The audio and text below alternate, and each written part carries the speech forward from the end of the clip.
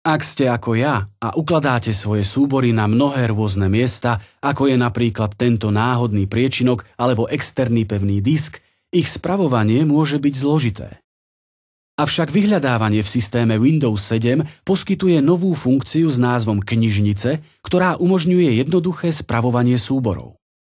Dobrý deň, som David Washington, programový manažér tímu systému Windows 7 a počas nasledujúcich 4 minút vám ukážem, ako systém Windows 7 umožňuje jednoducho vyhľadávať súbory. Ak prechádzate zo systému Windows XP, potom určite poznáte pocit sklamania, keď nemôžete nájsť hľadaný súbor. Je v tomto priečinku? Nie, nevidím ho. A čo tento? Mohli by ste skúsiť hľadať, ale vyhľadávanie v systéme XP môže byť pomalé. V systéme Windows 7 získate výsledky vyhľadávania približne tak rýchlo, ako dokážete písať, pričom máte prístup k novým výkonným nástrojom na jednoduché zúženie alebo rozšírenie vyhľadávania. Vyhľadávanie je ešte lepšie pri používaní knižníc. Knižnice predstavujú nový spôsob usporiadania súborov v systéme Windows 7. Na ľavej table sú 4 knižnice: dokumenty, hudba, obrázky a videá. Knižnice vyzerajú podobne ako priečinky, ale sú odlišné. Knižnice neukladajú súbory rovnakým spôsobom ako priečinky. Namiesto toho zhromažďujú súbory z rôznych umiestnení. Takže pri prehľadávaní knižnice môžete vidieť súbory z mnohých rozličných miest. Dôležité je, že knižnice sú tam, kde hľadáte svoje súbory. Na knižniciach je užitočné to, že môžete jednoducho prehľadávať viac miest naraz.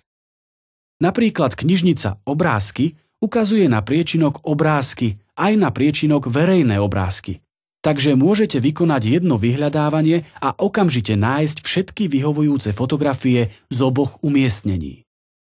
Ešte lepšie to bude, ak pridám ďalšie priečinky do knižnice Obrázky. Teraz vám ukážem, ako to funguje. Skúsme hľadať v knižnici Dokumenty. Keď hľadám, v skutočnosti sa prehľadávajú všetky umiestnenia, na ktoré ukazuje knižnica Dokumenty.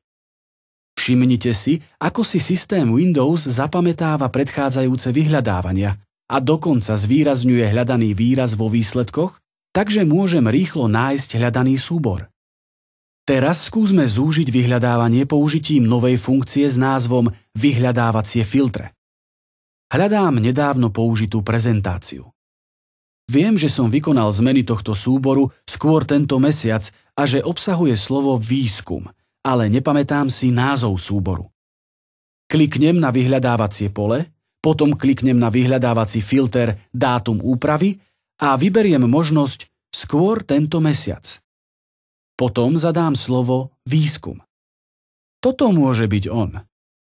V systéme Windows XP by som musel otvoriť súbor, aby som zistil, či je to ten správny.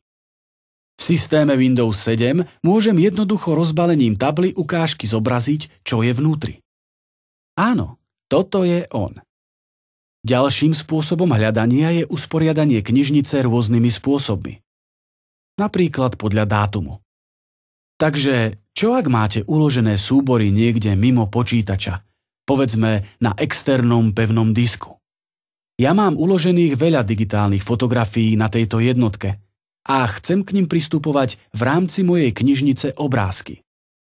Stačí prejsť do priečinka uloženého na jednotke a potom ho zahrnúť do knižnice Obrázky. Stačí prejsť do tohto priečinka, kliknúť na položku Zahrnúť do knižnice a potom kliknúť na položku Obrázky. Teraz knižnica ukazuje na 3 umiestnenia. Priečinok Obrázky, priečinok Verejné obrázky a tento nový priečinok.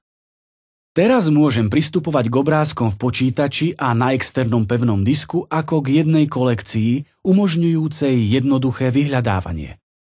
Pre pokročilejšie spôsoby prispôsobenia umiestnení knižníc kliknite na tlačidlo Umiestnenia na table knižníc. Môžete zmeniť poradie, v ktorom sa zobrazia umiestnenia knižníc, ako aj hlavný priečinok, alebo predvolené umiestnenie na ukladanie súborov, do ktorého chcete ukladať súbory pri ich kopírovaní alebo ukladaní do knižnice. Užitočnou vlastnosťou knižníc je to, že pomáhajú hľadať súbory bez ohľadu na to, či rozumiete tomu, ako sa to uskutočňuje. Ak chcete získať ďalšie informácie, pozrite si príručku k tomuto videu. Obsahuje ďalšie informácie, vrátane podrobných pokynov na preskúmanie systému Windows 7.